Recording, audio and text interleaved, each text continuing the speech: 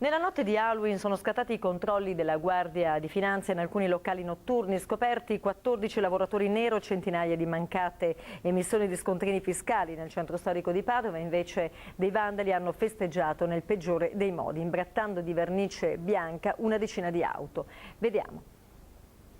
È già stata ritirata la patente per guida sotto l'effetto di stupefacenti. Un padovano di 36 anni ieri notte è stato fermato dalla polizia in via Tommaseo. L'alcol test ha rilevato un tasso di 1,72 grammi per litro, ovvero 3 volte e mezzo il limite consentito dalla legge. L'uomo è stato denunciato, ma non è l'unica notizia. Altre in breve da Padova e provincia.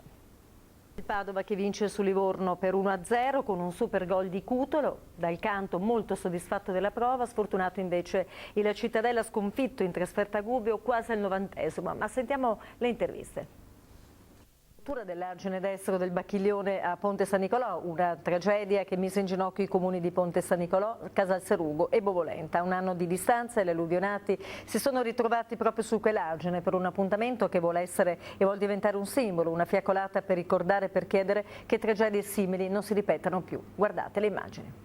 Scassare la casta è il titolo della prima puntata di Servizio Pubblico, il talk show di Michele Santoro, che andrà in onda da domani ogni giovedì alle 21 sulla nostra emittente. C'è molta attesa anche nel mondo politico padovano, allora sentiamo le anticipazioni. È la nuova star dell'aeroporto di Padova, un simulatore di volo in elicottero attivato proprio in questi giorni, una macchina super tecnologica che permetterà allo scalo padovano di diventare punto di riferimento per l'addestramento a livello nazionale. Guardiamo.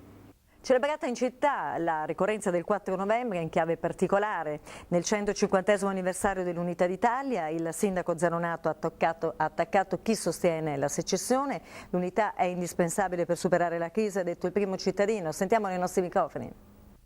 Una crisi sempre più pesante, imprese sull'orlo dell'abisso, disoccupazione crescente, è il quadro in cui si innestano due iniziative molto importanti e promosse da Fondazione Cassa di Risparmio, un nuovo fondo di solidarietà e il microcredito alle imprese. I dettagli di queste iniziative.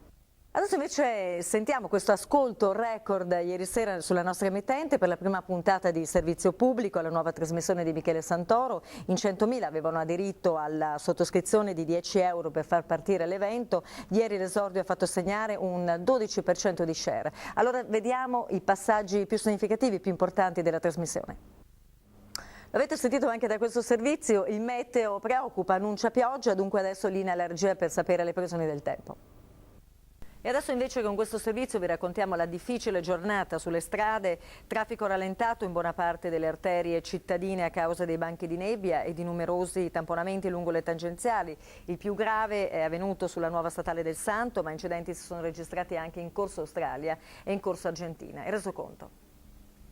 Torniamo alla cronaca con i ladri in azione. Ieri sera nuovamente nella zona di Noventa Padovana una banda ha infatti cercato di razziare vari appartamenti. I primi due tentativi in via Salata 41 nello stesso stabile ma senza riuscirci. Il terzo colpo nuovamente a vuoto in via Nazario Sauro e poi a Vigonza in via Mascagni dove il colpo invece è andato a segno. I ladri qui sono riusciti a rubare un orologio e monili d'oro. Non è l'unica notizia, altre anche dalla provincia. E adesso linea allergia per le previsioni del tempo, sentiamo insomma nelle prossime ore che cosa succederà. E questi i risultati. Adesso vi lascio naturalmente in compagnia della nostra programmazione, grazie per averci seguito e buona serata a tutti. Lasciamo la cronaca, ritorno all'ICI, nuove tasse e tagli in tutti i settori. Il nuovo governo Monti e le sue misure anticrisi non piacciono alla Lega che torna ai vecchi cavalli di battaglia lanciando la rivolta fiscale. Il PDL tende la mano, invece rimane in stand-by sulle misure da adottare, ma sentiamo tutti i dettagli in questo servizio. I padovani abbozzano e se serve a salvare appunto il salvabile sono pronti a pagarla, non manca però qualche voce fuori coro e allora sentiamolo perché abbiamo raccolto alcune testimonianze. E neanche noi lo vogliamo naturalmente, adesso invece parliamo delle luci e delle ombre della nostra Serie B del calcio, affondato da un rigore infilato da Sforzini nel primo tempo, il Padova perde in casa Leuganeo col Grosseto, nella ripresa rimane in 10 per l'espulsione di Donati per somma di ammonizioni, deluso per il tonfo inatteso il mister del Canto e naturalmente infuriato il presidente Cestaro. Ottima giornata invece per il Cittadella che agguanta e mantiene il vantaggio in casa del Varese.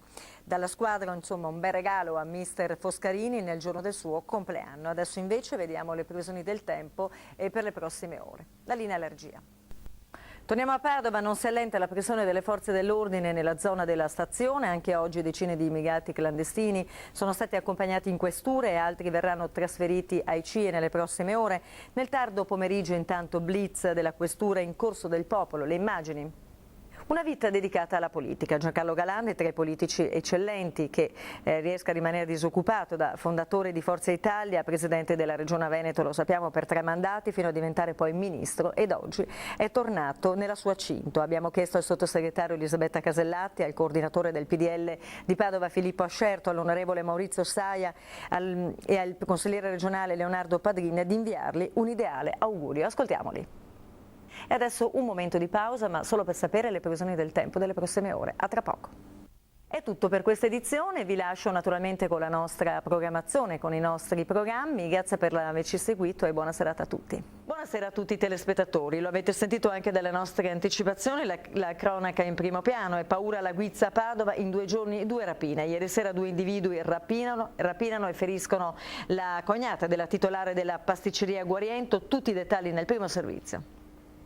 Record di immigrati ieri in fiera a Padova per il voto degli stranieri nella consulta che dà voce alle istanze di chi arriva da altri paesi, tanta voglia di riscatto e spirito di appartenenza al nuovo Stato, l'Italia, chi li ha accolti e quindi ospitati, a candidarsi tante donne, il più votato un ristoratore cinese. Le immagini e anche le interviste.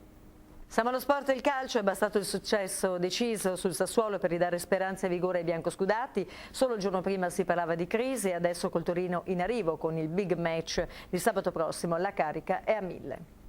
E adesso uno sguardo invece alle previsioni del tempo, l'inallergia. Eccoci di nuovo in studio, non ci sono altre notizie, grazie per l'attenzione e buona serata a tutti.